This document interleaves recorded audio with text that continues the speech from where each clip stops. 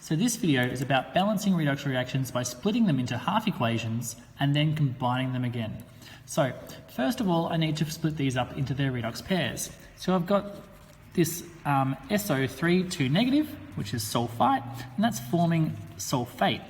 And then I've got my nitrogen here, which is nitrogen gas, and that's going to form my ammonia here.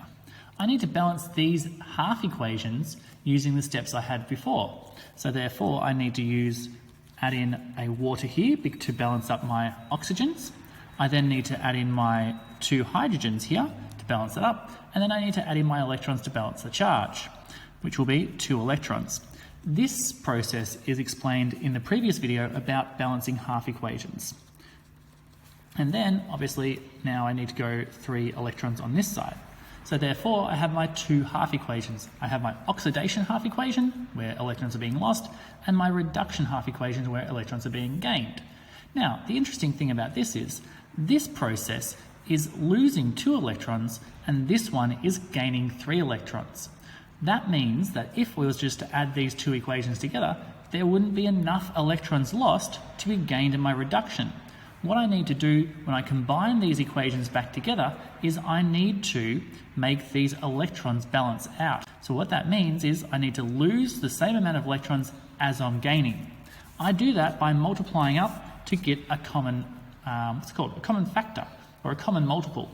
I'll times this one by 3 to make 6 electrons. And I'll times this one by 2 to make 6 electrons as well. And then I can combine the 2 reactions. So what have I got? I've got 3 lots of water. 3 H2O, 3 sulfites, 2 negative, and then on this side I've also got 2, what are they called? Hydrogen ions, and I've got 2 nitrogens. Then on this side I'm going to have 3 sulfates. I've got 6 H positives, and then I've got 2 ammonias. I've got my overall equation here. What I can see is I can simplify one aspect of this because I've got hydrogen ions on both sides of my reactions.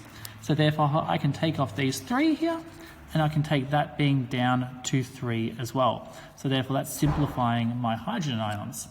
And that's how we take a simple redox reaction, I split it into my 2 half equations, and then I combine them by making sure my electrons are the same on both sides.